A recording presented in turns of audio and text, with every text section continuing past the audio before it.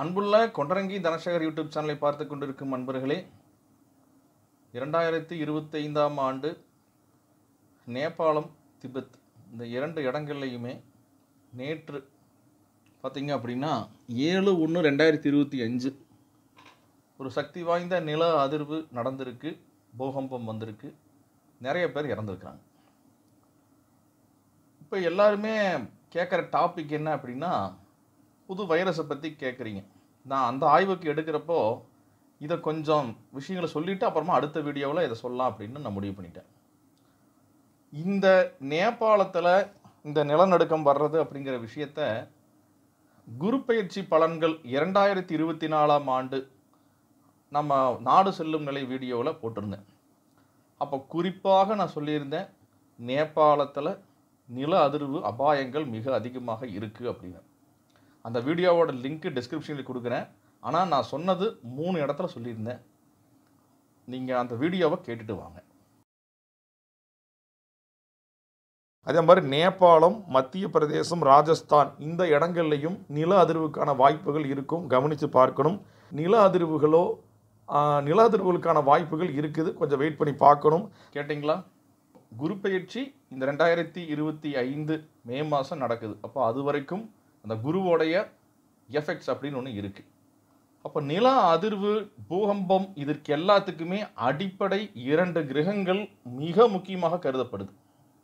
அது எது அப்படின்னா சனி, செவ்வாய். பாருங்கள், நான் இப்போது ஒரு பேட்டர்ன் உங்களுக்கு நான் கொடுக்குறேன். இந்த பேட்டர்ன் எல்லாம் மீட் பண்ணுறப்பெல்லாம் அப்பப்போ நடந்துகிட்டே இருக்குது. அப்பப்போ அதனால் தப்பிச்சும் போகுது. ஆனால் சில நேரங்களில் பெருசாக நடந்துடுது. நான் நம்ம ஏரியாவுக்குள்ளே மட்டும் நான் எடுத்துக்கிறேன், இந்தியா, நேபாள் மட்டும். பாருங்கள், நேற்று இருக்கக்கூடிய கிரக நிலவரம் பார்த்தீங்க அப்படின்னா, சனி மகரத்தில் இருக்கார், செவ்வாய் இங்கே பார்த்தீங்க அப்படின்னா கடகத்தில் இருக்கார். இந்த செவ்வாய் சனி தொடர்பு இல்லாமல் நில அதிர்வு வராது, பூகம்பம் வராது, புரிஞ்சுக்குங்க. இதுக்கு சப்போர்ட் பண்ணுறவங்க தான் குரு, ராகு, கேது, அதுக்கப்புறம் சூரியன். இதெல்லாம் ஒரு சப்போர்ட்டிங் கேரக்டராக உள்ளே வந்துட்டே இருக்கும். சரிங்களா? இந்த நேபாளுக்கு இதுக்கு முன்னாடி சக்தி வாய்ந்த நிலநடுக்கம் 10 வருஷத்துக்கு முன்னாடி வந்தது. ஏப்ரல் 25ஆம் தேதி 2015 பார்த்தீங்க அப்படின்னா செவ்வாய் மேஷத்தில் இருக்கார், சனி பார்த்தீங்க அப்படின்னா விருச்சிகத்தில் இருக்கார். எப்படி இந்த நேற்று பார்த்தீங்கன்னா செவ்வாய் பார்வை சனி மேலே பட்டுது, அதே மாதிரி தான் 2015லையும் செவ்வாயினுடைய பார்வை சனி மேலே பட்டுது. ராகு, கேது பார்த்தீங்கன்னா உபய லக்னங்களான கன்னி, அதுக்கப்புறம் மீனத்தில் இருக்கிறாங்க. 2015லையும் அதே மாதிரி சர்பகிரகங்கள் 2மே அதே இடத்துல மாறி உட்கார்ந்துருக்கிறத கவனிங்க. புரிஞ்சுக்கிட்டீங்களா? அப்போது இதுக்கு சப்போர்ட்டிங் இந்த குரு கொடுத்துட்டே இருக்கும். அது எப்படி அப்படின்னா, நட்சத்திரத்தை அடிப்படையாக வச்சு சில விஷயங்கள் வருது, அதை எடுத்துகிட்டு போனால் உள்ளே போயிட்டே இருக்குது. அதனால் ஆனால் குருவுடைய சப்போர்ட்டும் வருது. அந்த மாதத்தை ஃபிக்ஸ் பண்ணுறது சூரியனாக வர்றார். அப்போது எனக்கு இந்த செவ்வாய் சனி, இந்த ராகு கேது இந்த கன்ஜெக்ட் வந்துக்கிட்டே இருக்குது. சரி, இது நேபாளுக்கு நடந்திருக்கிறது. இது 2 மட்டும் இல்லை, ரொம்ப இதுக்கு முன்னாடி ஒரு விஷயம் நடந்திருக்குது. அது எங்கே அப்படின்னா 15/1/1934 பல்லாயிரக்கணக்கான பேர் சேர்த்துருக்கிறாங்க நேபாள நிலநடுக்கத்தில். எப்போது? 100 வருஷத்துக்கு முன்னாடி. கிட்டத்தட்ட ஒரு மினிமம் ஒரு 10,000 பேர் பக்கம், 8,000லேருந்து 8,000 பேர் மிஸ்ஸிங்கு அப்படிங்கிற கணக்கு, 8,000 பேர் இறந்துட்டாங்கிற கணக்கு சொல்கிறாங்க. அப்போ எப்படி இருக்குது கிரகநிலை அப்படின்னு பார்த்தீங்கன்னா, சனி செவ்வாய் சேர்க்கை இருக்கிறத கவனிங்க. ராகு கேதுவோட கன்ஜெக்ட் ஆகுது. சரி, இதெல்லாம் சொல்கிறீங்களே, நேபாளத்துக்கு என்ன ராசிங்க? உலகியல் ஜோதிட ஞானிகள் 2 பேர் இருக்கிறாங்க. நெல்லை கே. வசந்தன் ஐயா மறைந்து போயிட்டார். சித்தயோகி சிவதாசன் ஐயா அவரும் மறைஞ்சு போயிட்டார். இவங்க நூல்களில் எடுத்த குறிப்புகளின் அடிப்படையில் தான் நானும் பேசுகிறேன், ஆய்வுகளுக்கு உட்படுத்துகிறேன். அதில் குறிப்பாக முன்னோடின்னு அப்படின்னு சொன்னால் அது நெல்லை கே. வசந்தன் ஐயா அவர்கள் தான். அவருடைய உலகியல் ஜோதிடம் புக்கு நிறைய இருக்குது, நீங்கள் புக் ஃபேரில் கூட வாங்கி பார்க்கலாம்.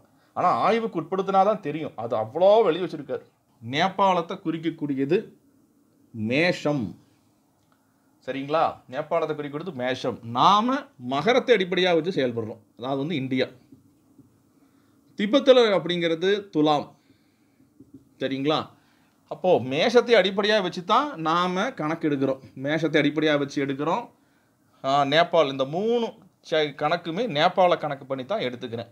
அப்போ 1934லையும் சனி செவ்வாய் தொடர்பு வருது. இங்கேயும் 2015லையும் சனி செவ்வாய் தொடர்பு, 7/1/2025 சனி செவ்வாய் தொடர்பு. அப்போ எப்பெல்லாம் சனி செவ்வாய் தொடர்பு வருதோ அப்பெல்லாம் மிக கவனமாகத்தான் இருக்கணும். சரி, நம்ம நாட்டுக்குள்ளேயும் நடந்திருக்கலாங்க, அப்பவும் சனி செவ்வாய் தொடர்பு வந்திருக்குதா பூகம்பத்துக்கு அப்படின்னு கேட்டிங்கன்னா, ஆமாம் வந்திருக்குது.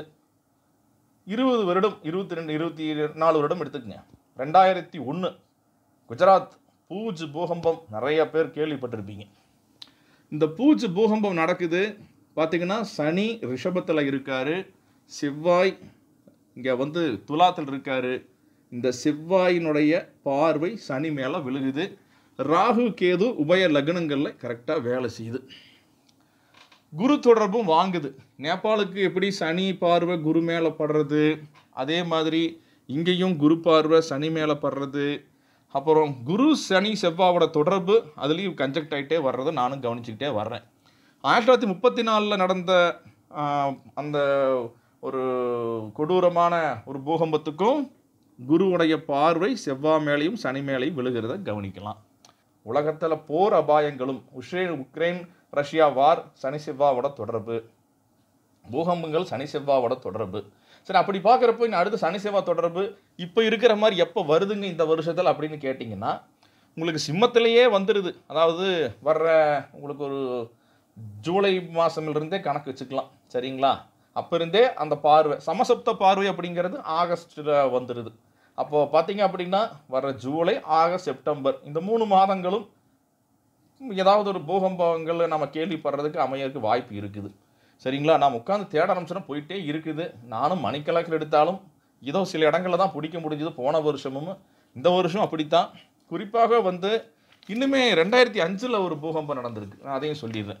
இப்போ 2005 பூகம்பத்தில் பார்த்தீங்கன்னா ராகு கேது, ராகு இங்கே இருக்கிறாரு, கேது அதாவது கன்னியில் இருக்காரு, அதுக்கப்புறம் செவ்வாய் வந்து மேஷத்தில் இருக்கார். இதில் சனி அப்படிங்கிறவர் எப்படி இங்கே வர்றாரு அப்படின்னு பார்த்தோம்னா, சனி இங்கே கடகத்தில் வர்றார், குரு துலாத்தில் வர்றார். நல்லா பாருங்க, செவ்வாவோட பார்வை சனி மேலே படுது, சனி பார்வை செவ்வாய் மேலே படுது. பூஜை பூகம்பத்துக்கு அப்புறமா நான் சொல்கிறது சனி, இதை மறந்துடுங்க. இப்போ நான் காட்டுறது சனி செவ்வாய், அப்புறம் இந்த குரு, இதை மட்டும் காட்டுறேன். ராகு கேது இது மட்டும் எடுத்துக்கங்க.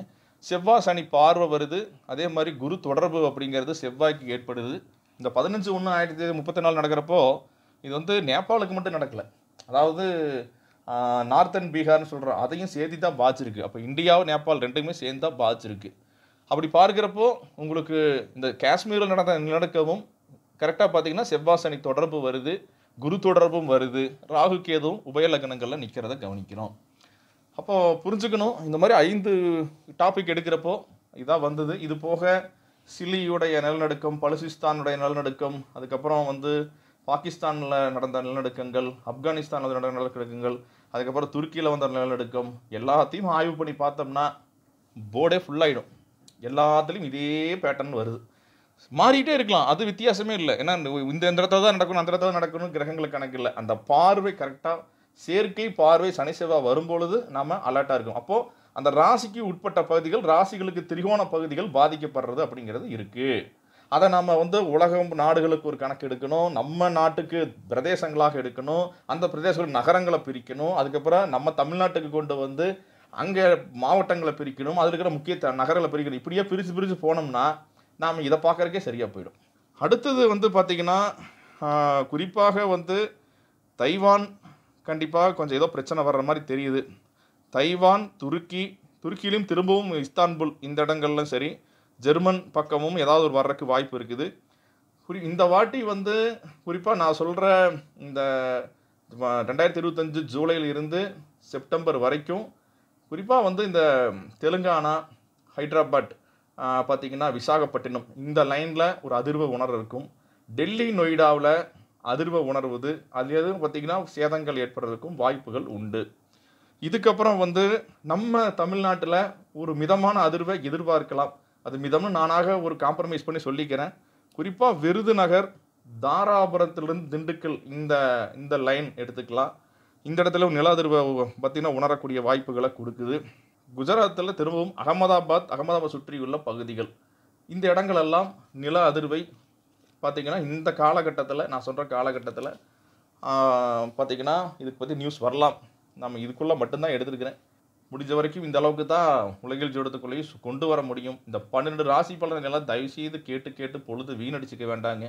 நாட்டுக்கு ஒரு 4 விஷயம் சொல்லி அது நடக்குதா அப்படின்னு பார்த்து அதுக்கப்புறமா 12 ராசிகளுக்கெல்லாம் நீங்களாக அனலைஸ் பண்ணிக்கலாம். அது பெரிய விஷயமே இல்லை. ஜாதக பலன் தான் ரொம்ப முக்கியம். அதனால் ஒரு தனிநபர் ஜாதகம் தான் ஃபிக்ஸ் பண்ணதே ஒழிய, அதே மாதிரி இந்த 12 ராசி பலன்கள் எதுவுமே ஃபிக்ஸ் பண்ணுறதில்ல. தனிநபர் ஜாதகமோடு உலகியல் ஜாதகம் இதுவும் சேரணும். இப்போ ஆங்கில புத்தாண்டு பலன்கள், நேபாளத்தில் இருக்கிற மனுஷங்க இல்லைங்களா, அங்கேயும் 12 ராசிக்காரங்க இருக்கிறாங்க, செத்து போயிட்டாங்களா இல்லையா? திபத்துலேயும் செத்து போயிட்டாங்களா இல்லையா? நாம் தமிழ்நாடு மட்டும்தான் தமிழ்நாடா, தமிழ்நாட்டை தாண்டி 12 ராசிக்காரங்க இல்லையா? கொஞ்சம் அந்த சிந்திப்புக்கு வந்தீங்கன்னா தான் தெளிவாக முடியும். ஜோதிடம் ஒரு காலக்கணிதம் மட்டும்தான். பொதுப்பலன் பேசிக்கிட்டே போகலாம், நல்லா இருக்குது நல்லா இல்லை அப்படின்னு.